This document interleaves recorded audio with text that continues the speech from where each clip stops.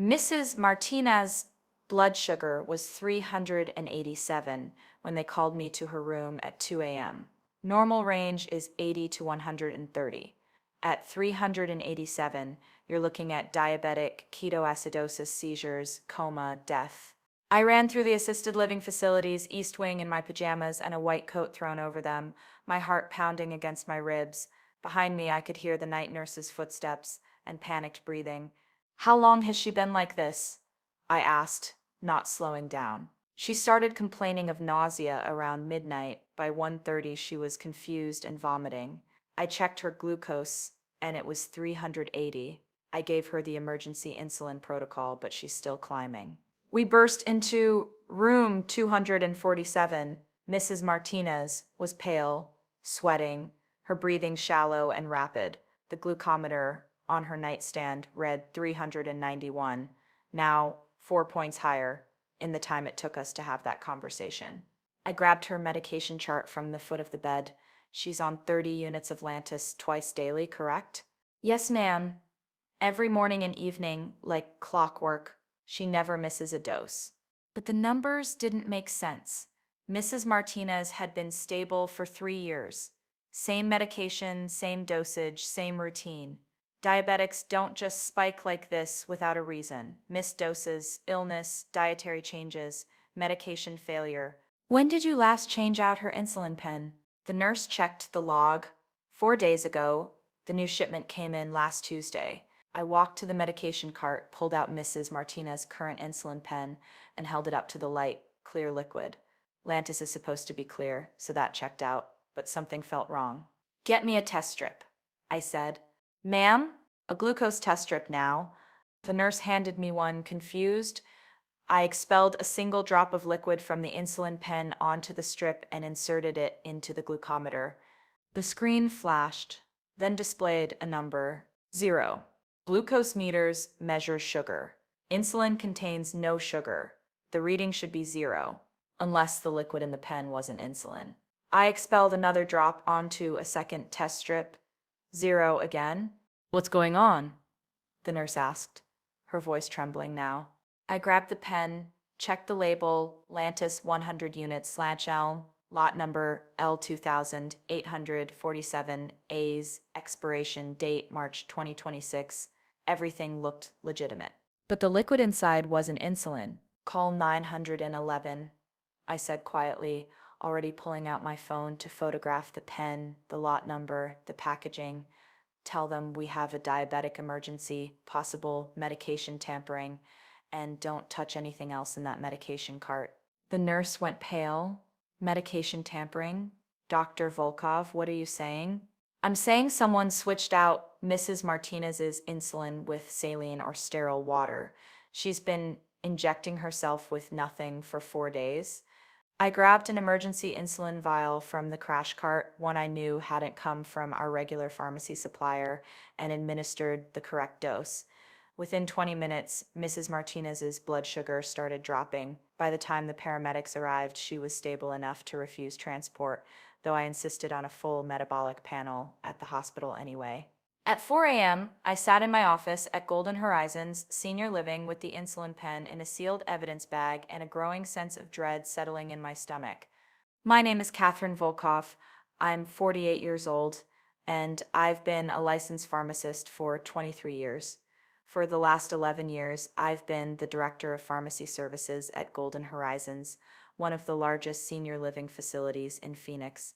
I'm also one of only 847 board-certified geriatric pharmacists in the United States.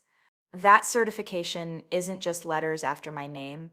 It means I spent 2 additional years studying how medications affect elderly patients differently than younger adults, how their kidneys process drugs more slowly, how drug interactions multiply when someone's taking 12 medications instead of 2, how a dosage that's safe for a 40-year-old can be lethal for an 80-year-old. It also means I know exactly what I'm looking at when medication suddenly stops working, and it means I know what questions to ask. I pulled up our pharmacy supplier records on my computer. Golden Horizons houses 186 residents. The average resident takes 11.4 medications. That's over 2,100 prescriptions I manage, verify, and dispense every single month. 2 months ago, our corporate parent company, Horizon Healthcare Group, had announced they were optimizing our supply chain by switching to a new pharmacy supplier. The email from our CEO, Richard Desmond, had been full of corporate speak about cost efficiency and vendor consolidation. I'd raised concerns in the management meeting. Our previous supplier, MedSource Pharmacy, was expensive but reliable. They specialized in senior care facilities, understood the regulations, never cut corners. The new supplier, PharmaDirect Solutions, offered prices 40% lower. How are they offering such steep discounts? I'd asked Richard during that meeting. Medications have fixed costs.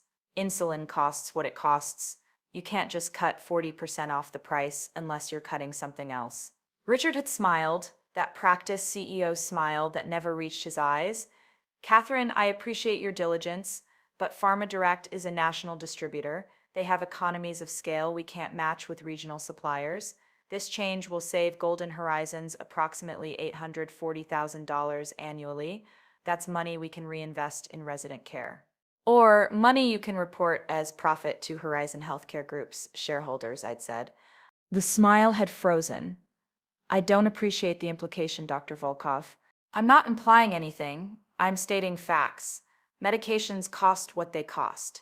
If PharmaDirect is offering 40% discounts, they're either getting counterfeit drugs, expired drugs, or they're substituting cheaper alternatives without proper documentation. PharmaDirect is fully licensed and accredited. So was the supplier that got shut down last year in Florida for distributing fake cancer drugs. Richard had leaned forward, his voice dropping. Catherine, you're the pharmacy director. Your job is to manage the pharmacy, not question executive decisions about vendors. Unless you have evidence of actual problems, I expect you to implement this transition smoothly. I'd implemented it because I didn't have evidence, just a gut feeling that something was wrong. Now, sitting in my office at 4 a.m. with a bag of fake insulin, I had evidence. I pulled up the medication inventory system and started cross-referencing. The first shipment from PharmaDirect had arrived on November 18th. Today was January 12th, almost 2 months. I created a spreadsheet: resident name, medication, date of pharma, direct delivery, any adverse events or unusual symptoms. Mrs. Martinez, insulin, delivered December 8th, blood sugar crisis, January 12th. Mr. Kowalski, room 189, warfarin for blood thinners, delivered November 22nd, stroke on December 3rd. Mrs. O'Brien, room 156, levothyroxine for thyroid, delivered November 30th, extreme fatigue and weight gain starting mid-December. Mr. Jackson, room 212, metformin for diabetes, delivered December 15th, blood sugar trending upward for 3 weeks. The pattern was there. Residents receiving medications from PharmaDirect were experiencing medication failures. Not all of them. That would be too obvious, but enough. At 6 a.m., I walked down to the pharmacy and pulled samples from our current inventory: insulin, warfarin, levothyroxine, metformin, lisinopril, atorvastatin, all from PharmaDirect. I packaged them carefully, labeled them, and locked them in my office safe. At 7 a.m., I called my friend Rachel, who worked as a lab director at Phoenix General Hospital. Rachel, I need a favor. I have medication samples I need tested. I think they might be counterfeit or substandard. Jesus, Catherine. From where? The senior living facility where I work. We switched suppliers 2 months ago, and residents are having adverse events. Can you run analyses? I can, but Catherine, if these are counterfeit drugs, you need to report this to the FDA and the Arizona Board of Pharmacy immediately. I will, but I need confirmation first. My CEO is the one who approved this supplier. If I accuse them of distributing fake drugs without proof, I'll be fired by lunchtime. How fast do you need results? Yesterday. Give me 48 hours. And Catherine, be careful. If your CEO knowingly switched to a counterfeit supplier to save money and residents are getting hurt, you're looking at criminal negligence, maybe even manslaughter if anyone dies. I hung up and sat very still. Mr. Kowalski had died December 3rd, massive stroke. We'd all assumed it was just bad luck. He was 84, had multiple risk factors, but his warfarin had come from PharmaDirect 2 weeks before he died. Warfarin is a blood thinner. It prevents clots. If the warfarin was fake or substandard, his blood would have been too thick, clots would form. Like the one that caused his stroke. I pulled Mr. Kowalski's medication records. Sure enough, warfarin from PharmaDirect, delivered November 22nd. His last INR test, the blood test that measures how well warfarin is working, had been November 20th, perfect range. We tested him again December 1st. Routine monthly check. INDAR was low, too low. His blood was clotting too easily. The doctor had increased his warfarin dose. 2 days later, he had a stroke. I grabbed the trash can next to my desk and threw up. At 9 a.m., I walked into the Monday morning management meeting. Richard Desmond sat at the head of the conference table looking fresh and rested in a suit that probably cost more than my monthly salary. "Good morning, Catherine," he said with that practiced warmth. "You look tired, rough night." Mrs. Martinez had a diabetic emergency at 2 a.m. Her blood sugar was almost 400. Richard frowned with appropriate concern. "Is she all right?" "She's stable. But Richard, we need to talk about the medications from PharmaDirect." His expression shifted, subtle, but I'd learned to read him over 3 years of working together. That was the look of a man who'd been expecting this conversation and had already prepared his response. "What about them?" "I think some of the medications might be substandard or counterfeit. Mrs. Martinez's insulin wasn't working. I tested it. It's not insulin." Silence around the table. The director of nursing, Patricia, looked shocked. The facilities manager, Tom, leaned forward. Richard's expression didn't change. "That's a serious accusation, Catherine. Do you have proof?" "I have the insulin pen. I've sent samples to an independent lab for testing. Results in 48 hours. You sent Golden Horizons property to an outside lab without authorization. I sent medication samples that I suspect are harming our residents to a hospital lab for analysis. That's within my scope of practice as pharmacy director. We'll see what legal has to say about that." Richard made a note on his pad. "In the meantime, I want you to document this incident thoroughly. If there are quality issues with PharmaDirect, we'll address them through proper channels." Proper channels? Richard, Mrs. Martinez almost died. Mr. Kowalski did die. I've identified at least 6 other residents with adverse events that correlate with receiving PharmaDirect medications. Patricia gasped. "You think Bernard's stroke was caused by bad medication?" "I think his warfarin stopped working 2 weeks after we switched suppliers. I think his blood clotted. I think he had a stroke." Richard stood up. "This meeting is over. Catherine, my office, now." I followed him down the hall, my heart pounding but my head clear. I'd known this was coming. I'd prepared for it. Richard closed the door behind us and turned to face me. The practiced warmth was gone. His voice was ice. "You just accused our pharmaceutical supplier of distributing counterfeit drugs in front of the entire management team. Do you have any idea what you've done?" "I've identified a patient safety issue and reported it to management. That's my job." "Your job is to manage the pharmacy, not make wild accusations that could expose this facility to massive liability." "The liability exists whether I talk about it or not. The medications don't work, Richard. Residents are getting sick. One is dead."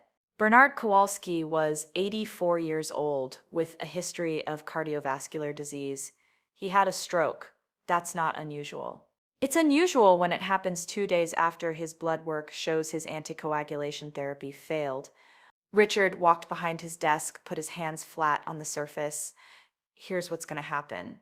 You're going to stop this investigation immediately. You're going to write up the incident with Mrs. Martinez as an isolated adverse event. You're going to wait for the lab results, and when they come back, you're going to bring them to me first. Not the Board of Pharmacy, not the FDA, MD. That's not how medication safety reporting works. That's how it works here. Richard, if these medications are counterfeit and we don't report it, we're liable for every adverse event going forward. You understand that, right? The Board of Pharmacy requires immediate reporting of suspected counterfeit drugs. So does the FDA. So does Arizona state law. And if you report unsubstantiated allegations, you'll destroy this facility's reputation and cost us millions in legal fees fighting lawsuits from panicked families, not to mention the media circus. So you want me to stay quiet while residents take fake medication?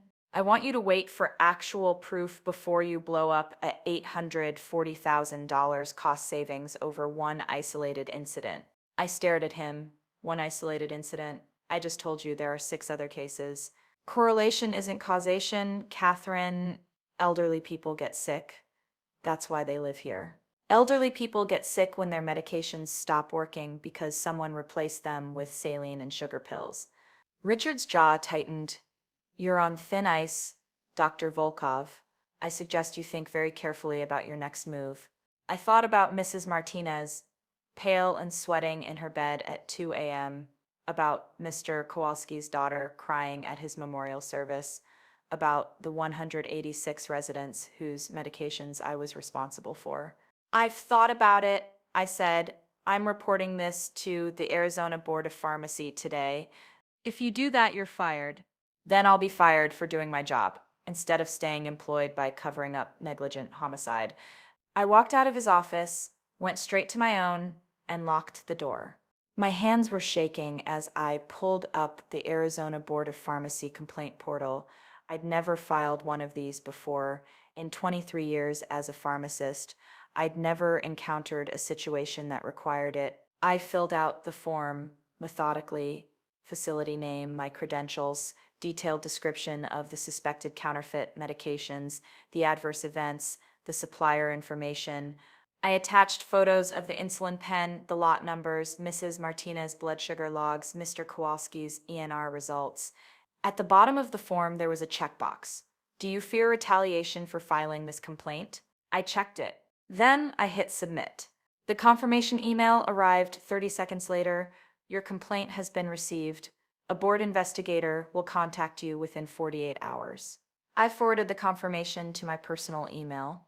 Then I logged into our pharmacy database and downloaded every medication record for every resident who'd received PharmaDirect drugs.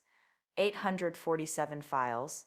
I saved them to an encrypted USB drive and put it in my purse.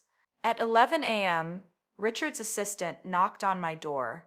Dr. Volkov, Mr. Desmond would like to see you in his office. I walked back down that hallway for the second time that day, knowing exactly what was coming. Richard wasn't alone this time. Caroline Winters, the facility's legal counsel, sat in one of the chairs facing his desk. Her expression was neutral, but her presence spoke volumes. Catherine, please sit down, Richard said. I sat. Caroline opened a folder. Dr. Volkov, we've received information that you submitted a complaint to the Arizona Board of Pharmacy this morning, alleging that Golden Horizons is distributing counterfeit medications. That's correct. Despite being explicitly instructed to wait for lab results before taking any action. I'm a licensed pharmacist. Arizona law requires immediate reporting of suspected counterfeit or substandard medications. I don't need permission from my employer to comply with state law. Richard leaned forward. You violated a direct order from your supervisor. You ordered me to break the law. I chose not to. Caroline's pen moved across her legal pad. Dr. Volkov, are you aware that making false allegations of counterfeit drugs can result in the loss of your pharmacy license? I'm aware. I'm also aware that failing to report suspected counterfeit drugs can result in the loss of my pharmacy license plus criminal charges if patients are harmed. Do you have definitive proof that the medications are counterfeit? I have a diabetic patient who injected herself with liquid that tested negative for glucose, which means it's not insulin. I have 6 other patients with adverse events that correlate precisely with receiving medications from a supplier who offers prices 40% below market rate. And I have a dead patient whose blood thinner stopped working 2 weeks after we switched suppliers. Richard's face had gone red. You can't prove Bernard's stroke was caused by the warfarin. You're right, I can't. That's why I reported it to the Board of Pharmacy, whose investigators have subpoena power and can conduct a proper investigation. Unlike me. Caroline closed her folder. Dr. Volkov, effective immediately. You're suspended pending investigation into workplace insubordination and unauthorized release of confidential facility records. I released medication safety information to state regulators as required by law.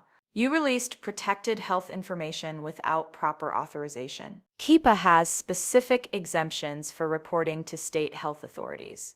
I know I reviewed the statute before I filed the complaint. Richard stood up.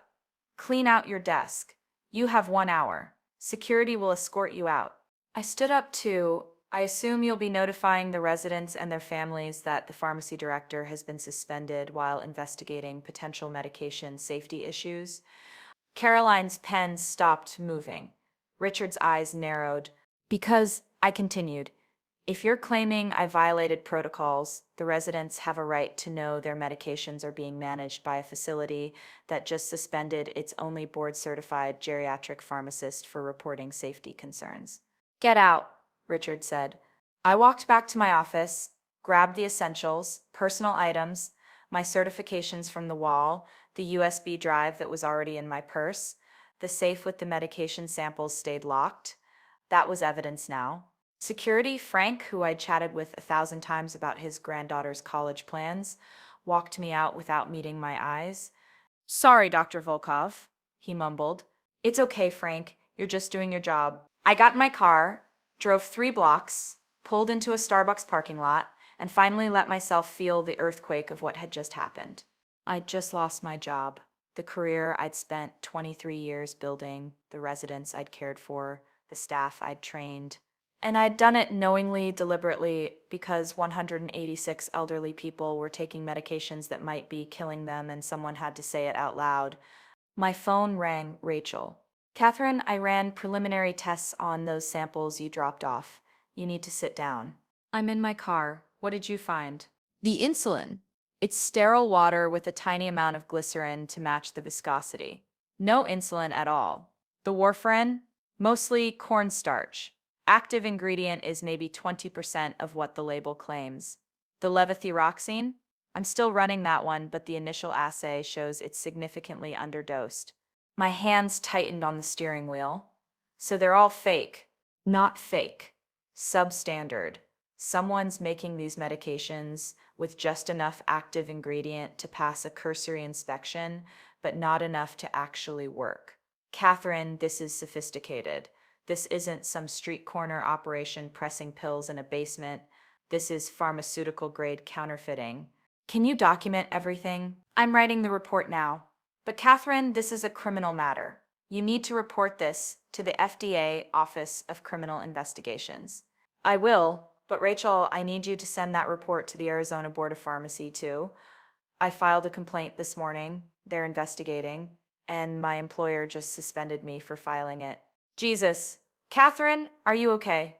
No, I wanted to say I'm terrified and unemployed, and I just became the most hated person at a company that manages 47 senior care facilities across Arizona. I'm fine, I said. Send me that report as soon as it's done. I hung up and sat in the Starbucks parking lot, watching people come and go with their lattes and their normal problems. My phone buzzed. An email from Caroline Winters. Dr. Volkov, attached is your suspension notice and the terms of your separation agreement. Please review and return the signed agreement within 48 hours. I opened the attachment, 5 pages of legal language that boiled down to admit you violated company policy, agree not to disparage Golden Horizons, release all claims against the facility, and in exchange will give you 4 weeks severance and won't contest your unemployment claim. There was a clause buried on page 3. Employee agrees not to communicate with any residents, family members, or regulatory authorities regarding this matter. They wanted to silence me, pay me off, make the problem go away.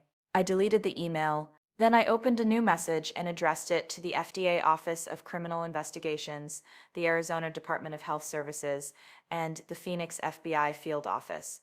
I attached Rachel's preliminary lab report, my Board of Pharmacy complaint, the medication records from the USB drive, and photos of every piece of evidence I'd collected.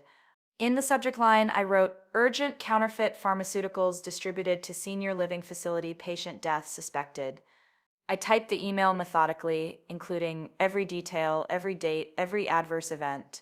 At the end, I wrote, I am a board-certified geriatric pharmacist with 23 years of experience.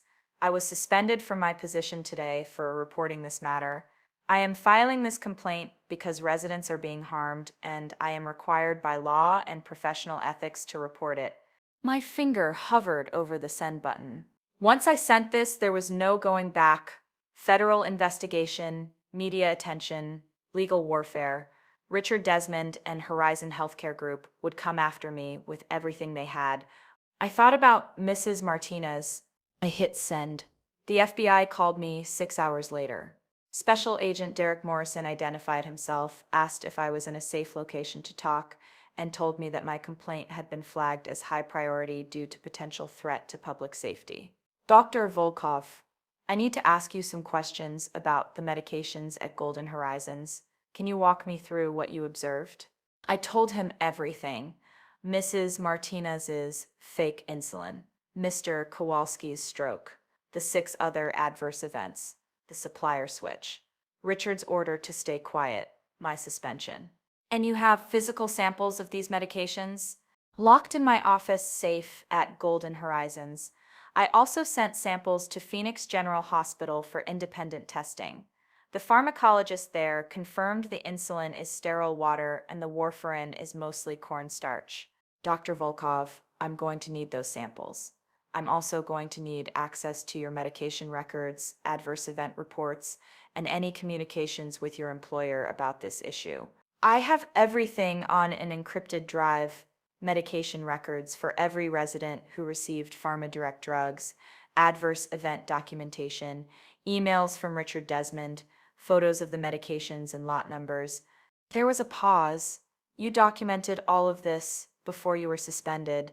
I documented it because I suspected something was wrong. When my CEO ordered me not to report it, I knew I needed evidence. Dr. Volkov, how long have you worked in pharmacy? 23 years, 11 years at Golden Horizons. Have you ever encountered counterfeit medications before?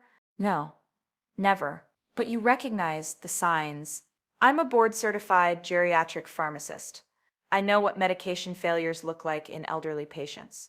When multiple residents start experiencing adverse events after a supplier change, that's not coincidence. That's a pattern. Agent Morrison's voice changed slightly, warmer. Dr. Volkov, I want you to know that what you did took courage. Most people in your position would have looked the other way. Most people in my position don't watch their patients almost die because someone replaced their insulin with water. Fair enough. I'm going to send 2 agents to your location to collect the evidence drive and take your formal statement. Are you available this evening? Yes. And Dr. Volkov, don't go back to Golden Horizons. Don't contact anyone who works there. If Richard Desmond or anyone from the facility reaches out to you, don't respond. Just forward it to me. Am I in danger? You just exposed what appears to be a large-scale pharmaceutical counterfeiting operation. If the people behind PharmaDirect realize you're the one who reported them, they might try to intimidate you into silence. We've seen it before. My hands went cold. You think this is organized crime? I think counterfeit pharmaceuticals is a billion-dollar industry run by people who don't care if their fake drugs kill people. So yes, I think you should be careful. After we hung up, I sat in my car in the Starbucks parking lot and realized I was shaking. 2 FBI agents arrived at my apartment at 7 p.m., Agent Lisa Tran and Agent Michael Porter, both in their 30s, professional, calm. They set up recording equipment on my kitchen table and spent 3 hours taking my statement. I walked them through every detail, showed them the encrypted drive, explained the pharmacy regulations, the reporting requirements, the specific ways each medication had failed. This is extremely well documented, Agent Tran said, scrolling through the files on her laptop. Most whistleblowers come to us with suspicions. You came with a prosecutable case. I'm a pharmacist. Documentation is literally my job. Agent Porter looked up from his notes. Dr. Volkov, I need to ask you something. Your CEO, Richard Desmond, do you think he knew the medications were counterfeit? I thought about That conversation in his office, the way he told me to stop investigating, the way he'd suspended me for reporting. I think he knew the prices were too good to be true. I think he either knew and didn't care or deliberately didn't ask questions because he wanted the cost savings. That's not the same as knowing they were counterfeit. No, but it's criminal negligence. He had a responsibility to verify the supplier. I raised concerns. He ignored them and ordered me to stay quiet. Agent Tran closed her laptop. We're going to need to interview Richard Desmond and the staff at Golden Horizons. We're also going to execute a search warrant to seize the medications in your office, safe, and inspect the pharmacy records. That's probably going to happen tomorrow morning. Will they know I'm the one who reported it? Eventually, yes. Your name is on the complaint, but we won't mention you in the initial interviews if we can avoid it. They left around 10 p.m. I poured myself a glass of wine, sat on my couch, and tried to process the fact that I'd just triggered a federal criminal investigation into my former employer. My phone buzzed, a text from Patricia, the director of nursing at Golden Horizons. Catherine, what's going on? Richard just called an emergency management meeting for tomorrow morning. People are saying you got fired for reporting medication problems. Is that true? I stared at the message. Agent Morrison had told me not to contact anyone from the facility. But Patricia wasn't asking me to cover anything up. She was asking for the truth. I forwarded the text to Agent Morrison with a note. Director of Nursing is asking questions. Should I respond? His reply came 3 minutes later. No. Don't engage. If she asks again, tell her you've been advised by legal counsel not to discuss the matter. I didn't respond to Patricia. But an hour later, my phone rang. Dr. Helena Moss, one of the attending physicians at Golden Horizons. I'd worked with her for 8 years. Catherine, I just heard you were suspended. What happened? Helena, I can't really talk about it right now. Is it true you reported the facility to the Board of Pharmacy? I closed my eyes, yes. For what? I think some of the medications from our new supplier are counterfeit or substandard. I filed a safety complaint. Helena was quiet for a moment. Mrs. Martinez insulin. You heard about that? Patricia told me. She said you tested the insulin and it came back negative for glucose. Catherine, I've been reviewing charts. Mr. Kowalski's NR dropped right before his stroke. Mrs. O'Brien's thyroid levels are completely off despite being on levothyroxine. I thought we were just having bad luck with med management. It's not bad luck, it's the medications. Jesus Christ. How many residents? At least 8 that I've identified. Maybe more. And Richard suspended you for reporting it? He ordered me not to report it. I reported it anyway. Helena's voice hardened. I'm a physician. I have independent reporting obligations. If you're right about this, I need to file my own complaint. Helena, be careful. Richard fired me. He'll fire you too. Let him try. I'm not employed by Golden Horizons. I have privileges there, but my practice is independent. And Catherine, thank you for doing the right thing, even when it cost you. She hung up. Within an hour, 2 more staff members texted me asking what was happening. I didn't respond to any of them, just forwarded the messages to Agent Morrison. At midnight, unable to sleep, I opened my laptop and searched for information about Pharma Direct Solutions. The company had a professional website, licensed in 23 states, accredited by the National Association of Boards of Pharmacy. Lists of services, testimonials from satisfied customers, photos of their distribution facility. Everything looked legitimate. I dug deeper. Corporate registration showed Pharma Direct had been established 18 months ago. The owner was listed as David Kramer. No other information available. I searched for David Kramer, pharmaceutical, nothing relevant. I searched for Pharma Direct Solutions news. One result, a press release from 4 months ago announcing a partnership with Horizon Healthcare Group to supply medications to their senior living facilities. Horizon Healthcare Group, Richard Desmond's corporate parent company, the organization that owned Golden Horizons and 46 other facilities across Arizona, New Mexico, and Nevada. This wasn't just about Golden Horizons. If Pharma Direct was supplying all of Horizon's facilities, potentially thousands of elderly residents were taking counterfeit medications. I grabbed my phone and called Agent Morrison. It was 12:30 a.m., but he answered on the second ring. Dr. Volkov? PharmaDirect isn't just supplying Golden Horizons. They have a partnership with Horizon Healthcare Group. That's 47 facilities, approximately 8,000 residents. Silence on the other end. Then, how do you know this? Press release from September. I'm sending you the link now. 8,000 residents. Jesus. Okay. Dr. Volkov, I need you to document every facility in the Horizon network, locations, approximate resident counts, any contacts you have at those facilities. I know the regional pharmacy directors. We have quarterly meetings. Don't contact them yet. Just get me their names and contact information. We're going to need to move fast on this. I spent the next 2 hours creating a spreadsheet. Every Horizon Healthcare facility, every pharmacy director, every detail I could remember from our professional meetings. At 3 a.m., I sent it to Agent Morrison and finally went to bed. I woke up at 6:30 a.m. to my phone exploding with notifications, 17 missed calls, 43 text messages, 12 voicemails. The first voicemail was from Patricia, her voice shaking. Catherine, the FBI is here. They're searching the pharmacy. They're interviewing everyone. What's happening? The second was from Tom, the facilities manager. Dr. Volkov, you need to call me immediately. The facility is in chaos. We need you here. The third was from Caroline Winters, the attorney, Dr. Volkov. You are in violation of your suspension terms. Contact my office immediately. I deleted them all and called Agent Morrison. We executed the search warrant at 6 a.m., he said. Seized approximately 400 medication samples from the pharmacy. We're interviewing staff now. And Dr. Volkov, we found something. What? Email correspondence between Richard Desmond and David Kramer, the owner of PharmaDirect. They show Richard knew the medications were substandard. Kramer offered him a personal kickback of $50,000 per quarter in exchange for the contract.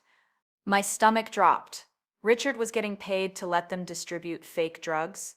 That's what it looks like. We're bringing him in for questioning this afternoon. My phone buzzed. Another call. Richard Desmond. Agent Morrison. Richard's calling me. Don't answer. Let it go to voicemail. I did. 30 seconds later, the voicemail notification popped up. I played it on speaker so Agent Morrison could hear.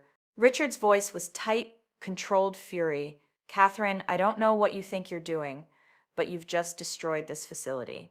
The FBI is here because of your reckless, unsubstantiated allegations. Residents are terrified. Families are calling, threatening to pull their loved ones out. You've created a catastrophe based on your paranoid conspiracy theories. I hope you're proud of yourself. Agent Morrison's voice was ice. Save that voicemail. That's witness intimidation. He's trying to blame me for the investigation. He's trying to scare you into recanting. Don't fall for it. Dr. Volkov, I need you to stay away from Golden Horizons. The situation there is volatile. We have agents on site, but I don't want you anywhere near Richard Desmond right now. What about the residents? Who's managing their medications? We've brought in an emergency pharmacy consultant from the state. The facility is on lockdown until we can verify which medications are safe. All the PharmaDirect medications need to be pulled immediately. Already done, we're replacing them with verified supplies from a certified distributor, but Dr. Volkov, that's going to take days. In the meantime, some residents might experience gaps in treatment. I close my eyes. Better a gap in treatment than fake medication that doesn't work. Agreed. I'll call you with updates. I spent the rest of the morning fielding calls from reporters. Someone had leaked the story. FBI raids Phoenix Senior Living Facility over counterfeit drug allegations. Channel 12 News, the Arizona Republic, Phoenix NBC affiliate. They all wanted interviews. I declined. Agent Morrison had told me not to talk to the media, and I wasn't about to jeopardize the investigation. At 2 p.m., my phone rang. Unknown number. I almost didn't answer, but something made me pick up. Dr. Volkov. A woman's voice. Elderly, shaky. Yes, this is Eleanor Martinez. You saved my daughter's life. Mrs. Martinez's daughter. I just heard what happened. The FBI, the investigation. The news is saying you were the one who reported the fake medications. Is that true? Yes, ma'am. My mother could have died. She was injecting herself with water thinking it was insulin, and you caught it, you stopped it. My throat tightened. I'm just glad she's okay. She's more than okay. They transferred her to Phoenix General yesterday to monitor her blood sugar. The doctors there put her on real insulin from their pharmacy. She's stable now, and Dr. Volkov, the hospital pharmacist, told me what you did, how you tested the insulin yourself, how you reported it even though it cost you your job. I want you to know that our family will never forget that. After we hung up, I sat on my couch and cried, real ugly crying, because for the first time since this nightmare started, someone had said thank you instead of blaming me for blowing up their world. That evening, the Arizona Republic published a detailed investigation. Counterfeit drugs distributed to thousands of seniors in multi-state scheme. They'd connected the dots. PharmaDirect supplying Horizon Healthcare Group 47 facilities, an estimated 8,000 elderly residents potentially affected. The FDA launching a nationwide investigation. Criminal charges pending against David Kramer and Richard Desmond. And buried in paragraph 12, the scheme was uncovered by Dr. Catherine Volkov, Golden Horizons Director of Pharmacy Services, who reported her concerns to federal authorities after being suspended for raising safety issues. My phone rang within minutes. More reporters, a lawyer from a class action firm, asking if I wanted to join a lawsuit against Horizon, 3 former colleagues offering support, and one call from a number I didn't recognize but answered anyway. Dr. Volkov, this is Jennifer Wu from the Arizona Board of Pharmacy. I'm the investigator assigned to your complaint. Yes, ma'am. I want you to know that your complaint was one of the most thorough, well-documented reports I've ever received. The evidence you provided allowed us to move immediately. Because of your actions, we've issued emergency suspension orders for PharmaDirect's license in Arizona and initiated investigations in 6 other states where they operate. Thank you. Dr. Volkov, I also want you to know that we're aware Golden Horizons suspended you for filing the complaint. That's retaliation, which violates Arizona pharmacy law. We're opening a separate investigation into the facility's actions against you. I appreciate that. And one more thing. The board is considering presenting you with a commendation for professional excellence and ethical conduct. What you did exemplifies everything we hope pharmacists will do when they encounter safety issues. After she hung up, I sat in the quiet of my apartment and thought about the last 48 hours. I'd lost my job, blown up a facility, triggered a multi-state criminal investigation, made myself a target for retaliation.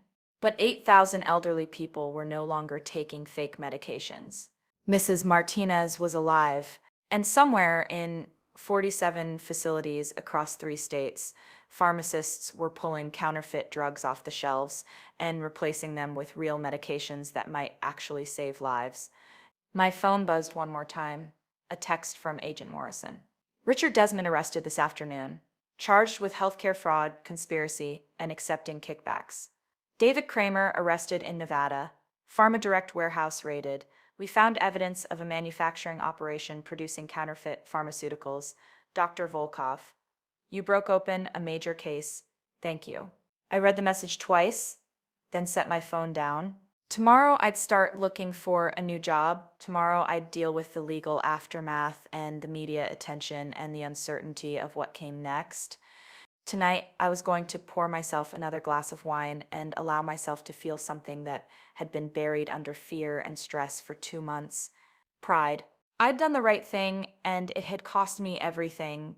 But I'd do it again. The criminal trial of Richard Desmond and David Kramer began 7 months later in August. I sat in the federal courthouse in Phoenix watching the prosecution lay out the case I'd helped build. Assistant U.S. Attorney Maria Castillo was a force of nature, mid-40s, sharp as a scalpel, with a talent for making complex pharmaceutical fraud comprehensible to a jury of 12 people who probably couldn't tell you the difference between insulin and ibuprofen. Members of the jury, she said in her opening statement, this case is about greed. About 2 men who decided that elderly people's lives were worth less than their profit margins. David Kramer manufactured counterfeit medications with just enough active ingredient to fool basic testing, but not enough to actually work. Richard Desmond knew these medications were substandard, accepted $200,000 in kickbacks, and ordered his pharmacy director to stay silent when she discovered the fraud. She clicked to the first slide, Mrs. Martinez photo from her medical chart. Rose Martinez is 76 years old. She's a diabetic who requires insulin twice daily to stay alive. For 3 weeks, she injected herself with what she thought was insulin. It was sterile water. Her blood sugar climbed to dangerous levels. On January 12th, she nearly died. Next slide, Mr. Kowalski's photo. Bernard Kowalski was 84 years old. He took warfarin, a blood thinner, to prevent strokes. In November, his medication was switched to a counterfeit version that contained only 20% of the required active ingredient. His blood began clotting. On December 3rd, he suffered a massive stroke and died. The courtroom was silent. The only reason we're here today is because one person refused to stay silent. Dr. Catherine Volkov, the director of pharmacy services at Golden Horizons, recognized that medications were failing. She documented the evidence. She reported it to state and federal authorities. And for doing her job for protecting the lives of vulnerable elderly patients, she was suspended and threatened with termination. Maria turned to face the jury directly. The defendants want you to believe this was a tragic mistake, that they didn't know the medications were counterfeit, that Dr. Volkov overreacted, but the evidence will show that Richard Desmond received quarterly payments of $50,000 from David Kramer. The evidence will show that when Dr. Volkov raised concerns, Desmond ordered her to stay quiet. The evidence will show that Kramer manufactured these counterfeit drugs in a warehouse in Nevada, deliberately creating substandard medications to maximize profit. She paused. 8,000 elderly residents across 47 facilities received these fake medications. We can't calculate how many were harmed because the effects are impossible to untangle from normal age-related health issues. But we know Bernard Kowalski died. We know Rose Martinez nearly died. We know that for months, vulnerable people trusted a system that betrayed them for money. I was called to testify on the third day of trial. Maria walked me through my credentials first. 23 years as a licensed pharmacist, board-certified geriatric pharmacist, 11 years at Golden Horizons. Spotless record until I filed the complaint. Then she asked me to explain what I'd discovered. I told the jury about Mrs. Martinez's insulin, about testing it with a glucose meter and getting a zero reading, about the other adverse events, about documenting everything and reporting it to Richard. What did Mr. Desmond say when you told him you suspected the medications were counterfeit? Maria asked. He told me to stop investigating. He said I was going to destroy the facility's reputation and cost them millions in legal fees. He told me to wait for lab results before reporting anything. Did you wait? No. Arizona law requires immediate reporting of suspected counterfeit medications. I filed a complaint with the Board of Pharmacy the same day. And what happened after you filed that complaint? I was suspended. Mr. Desmond's attorney told me I'd violated a direct order and released confidential facility records without authorization. Did you release confidential records? I reported medication safety information to state regulators as required by law. HEPA has specific exemptions for mandatory reporting. Maria pulled up an email on the screen. Is this the email Mr. Desmond sent you after you filed the complaint? I read it. The subject line was immediate action required. The body said, Dr. Volkov, you have created a catastrophic situation with your reckless allegations. Cease all communication with regulatory authorities immediately or face termination and legal action. Yes, that's the email. What did you do after receiving this? I forwarded it to the FBI and continued cooperating with the investigation. Richard's defense attorney, a man named Walsh, who wore expensive suits and exuded confidence, tried to shake me on cross-examination. Dr. Volkov, isn't it true that you were suspended for insubordination, not for reporting safety concerns? I was suspended for refusing to obey an order that would have required me to violate state law. You say Mr. Desmond ordered you not to report, but his email simply asked you to wait for definitive proof. Correct. No. His email and his verbal instruction in person was to stop the investigation entirely and not report to regulatory authorities. That's obstruction of a mandatory safety report. You made that report without waiting for laboratory confirmation that the medications were actually counterfeit, correct? I made the report based on clinical evidence that medications were failing, visual inspection of suspicious products, and preliminary testing. Arizona law requires reporting based on reasonable suspicion, not definitive proof. Isn't it possible you overreacted, that you filed a complaint that destroyed a facility's reputation over what turned out to be isolated incidents? I looked at the jury. Mr. Kowalski died because his blood thinner was fake. Mrs. Martinez almost died because her insulin was fake. The FBI found a warehouse full of counterfeit medications being manufactured and distributed to 8,000 elderly people. That's not overreacting. That's doing my job. Walsh tried a few more angles, but couldn't shake the core facts. I had documentation. I had test results. I had dead and injured patients. The jury deliberated for 4 hours. Guilty on all counts. Richard Desmond, healthcare fraud, conspiracy to commit fraud, accepting illegal kickbacks, obstruction of justice, sentence 8 years in federal prison, $2.4 million in restitution, permanent ban from healthcare industry. David Kramer, manufacturing counterfeit drugs, healthcare fraud, conspiracy, money laundering, sentence 12 years in federal prison, $18 million in restitution, forfeiture of all assets. I sat in the courtroom when the verdicts were read, watching Richard's face go pale. He looked at me once across the room, and I met his eyes without flinching. You did this to yourself, I thought. I just refused to help you cover it up. Outside the courthouse, reporters swarmed. I'd agreed to give one statement. I'm grateful that justice was served today, but this case isn't about me or Richard Desmond or David Kramer. It's about the 8,000 elderly residents who trusted a healthcare system that failed them. It's about Bernard Kowalski, who died because someone decided his life was worth less than a quarterly profit margin. And it's about every pharmacist, nurse, and healthcare worker who sees something wrong and has to decide whether to speak up or stay silent. I paused. I want those professionals to know that reporting safety issues is not only the right thing to do, it's the law. You have protections, you have obligations, and you have the power to save lives if you're willing to use your voice. The civil lawsuits came next. Families of residents who'd been harmed filed a class action against Horizon Healthcare Group and Pharma Direct Solutions. The total settlement, $127 million.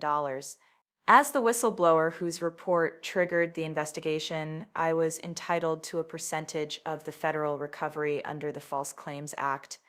The government had recovered $45 million in fines and restitution. My share, $9.8 million. When the check arrived, I sat at my kitchen table and stared at it for a long time. $9,800,000. I thought about calling my daughter, who was in her second year of medical school with $200,000 in student loans. I thought about my own mortgage, my retirement account that I'd been afraid to look at since losing my job. But mostly I thought about Mrs. Martinez, who'd sent me a handwritten note last month. Dr. Volkov, I'm doing well. My blood sugar is stable. The new pharmacy at Golden Horizons is wonderful. They check everything 3 times and explain every medication. I wanted you to know that because of what you did, I'm still here to see my granddaughter graduate high school next year. Thank you for saving my life. The money didn't feel real. What felt real was that note. I donated $2 million to establish a pharmaceutical safety fund that provides grants to healthcare workers who report safety violations and face retaliation. The first grant went to a nurse in New Mexico who'd reported understaffing and been fired. I paid off my daughter's medical school loans, set up college funds for my 3 grandchildren, bought my mother a new car because hers was 15 years old and held together with prayers. And then I did something I'd been thinking about for months. I opened my own pharmacy consulting firm, Volkov Pharmacy Safety Solutions. I help senior living facilities build real compliance programs, audit their medication management systems, and train staff on how to recognize and report safety issues. My first client was a small assisted living facility in Tucson whose director had read about the Golden Horizons case and was terrified they might have similar problems. "We use a big distributor," the director told me nervously. "Their prices are really good. Maybe too good? I don't know. I'm not a pharmacist. I don't know what to look for." I spent 2 days reviewing their medication management system, checking their suppliers' credentials, spot testing medications with basic field tests I'd developed. Everything was legitimate. I gave them a clean report and a list of best practices to maintain safety standards. "That's it?" the director asked, relieved. "We're okay?" "You're more than okay. Your medication management is excellent. But I'm going to recommend quarterly audits just to maintain oversight. And I want you to train your staff on the warning signs of counterfeit medications." "What do we look for?" I pulled out a laminated card I'd created, packaging inconsistencies, lot numbers that don't match manufacturer databases, medications that don't dissolve properly, patients whose conditions suddenly worsen despite compliance. And most importantly, if prices seem too good to be true, they probably are. By the end of the first year, I had 18 clients, small facilities, mostly places that couldn't afford full-time pharmacy directors but needed professional oversight. I hired 2 other pharmacists who'd faced retaliation for reporting safety issues. We built a team dedicated to making sure what happened at Golden Horizons never happened again. The Arizona Board of Pharmacy presented me with the Pharmacist of the Year award at their annual conference. Standing on that stage, looking at a room full of colleagues who'd followed the case, I realized something. I wasn't the suspended, disgraced pharmacy director anymore. I was the pharmacist who'd stopped a multi-million-dollar fraud scheme and saved thousands of lives. That identity felt better. Golden Horizons eventually reopened under new management after Horizon Healthcare Group filed for bankruptcy. They hired a new pharmacy director, a young woman named Dr. Sarah Patel, who called me before accepting the position. "Dr. Volkov, I wanted to ask your advice. They've offered me the job, but given the history, should I take it?" "Do they have a new pharmacy supplier?" "Yes, MedSource Pharmacy. I checked. They're the supplier Golden Horizons used before the switch to PharmaDirect." "Good, that's a solid company." "Sarah, here's my advice. Take the job if you want it. But make sure your contract includes specific language protecting you from retaliation if you report safety issues. Get it in writing that you have independent authority to reject suppliers and report violations. Don't ever let anyone pressure you into compromising patient safety." "Did you have those protections?" "No, but you will. And if they refuse to put it in writing, don't take the job." She took the job. Golden Horizons gave her everything she asked for in writing. 3 months later, she called me. "Dr. Volkov, I just wanted to tell you the residents here ask about you. They remember you, Mrs. Martinez, especially. She tells everyone you're the pharmacist who saved her life." "How is she?" "Thriving. Blood sugar's perfect. She's on the resident council now, pushing for more transparency in medication management." I smiled. That sounds like Rose. 2 years after the trial, I was invited to speak at the National Association of Boards of Pharmacy annual meeting. The topic, Whistleblower Protections and Pharmacy Ethics. I stood in front of 400 pharmacy regulators and told them the whole story, the fake insulin, Richard's threats, the suspension, the FBI investigation, the trial. And then I told them what I wish someone had told me before I filed that complaint. Reporting safety violations will cost you. It might cost you your job. It might cost you your reputation. It will definitely cost you sleep and peace of mind and the comfortable illusion that doing the right thing is easy. I paused. But staying silent will cost you more. It will cost you your integrity, your professional license if someone dies and the investigation traces back to your failure to report. And it will cost you the ability to look yourself in the mirror and know you did everything you could to protect your patients. The room was absolutely silent. I'm not going to tell you that everything worked out perfectly for me. I lost a job I loved. I lost colleagues I respected. I spent months terrified that I'd destroyed my career over a suspicion that might have been wrong. But I was right. The medications were fake.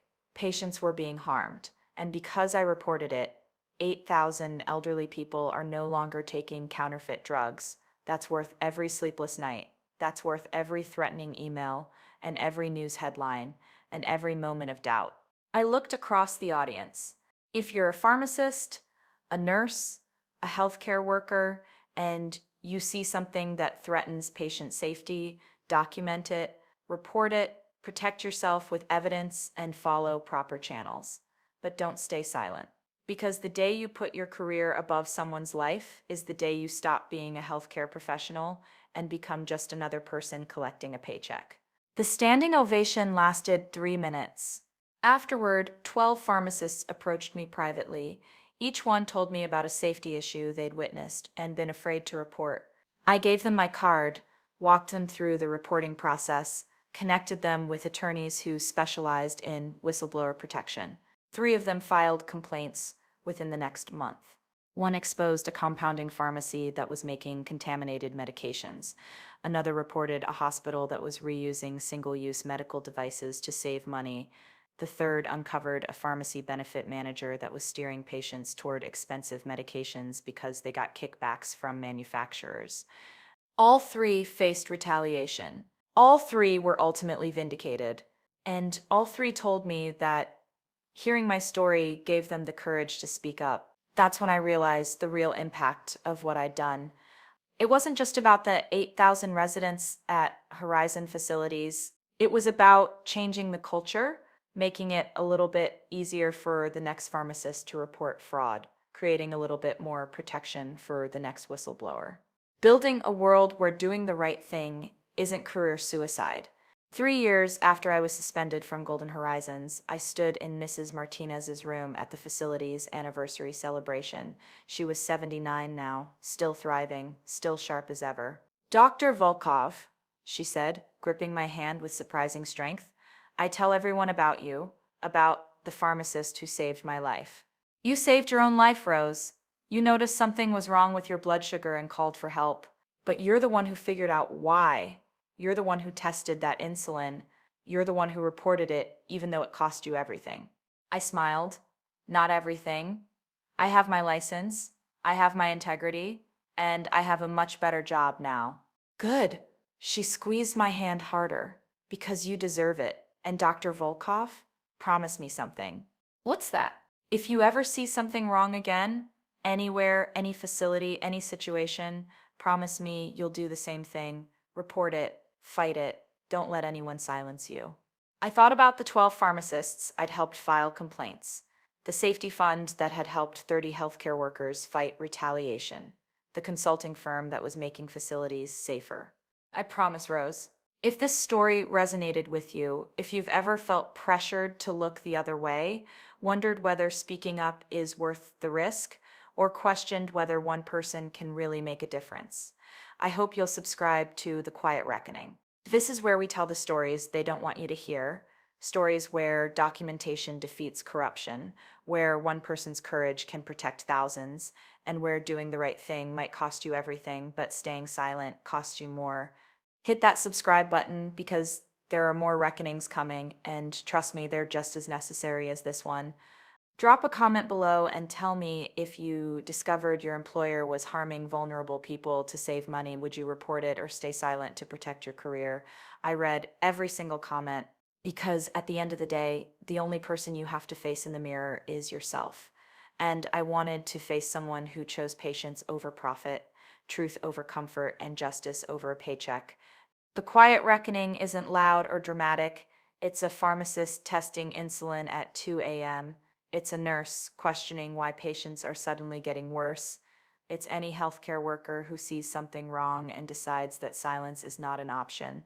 It's the slow, patient, methodical work of documentation and evidence and reporting through proper channels. It's believing that systems can change, that justice exists, and that your voice matters even when powerful people try to silence it. Richard Desmond thought he could intimidate me into covering up his fraud. He thought my career was more important to me than my patients' lives. He was wrong, and because he was wrong, 8,000 people are safer today. That's the Quiet Reckoning, and it's always worth it.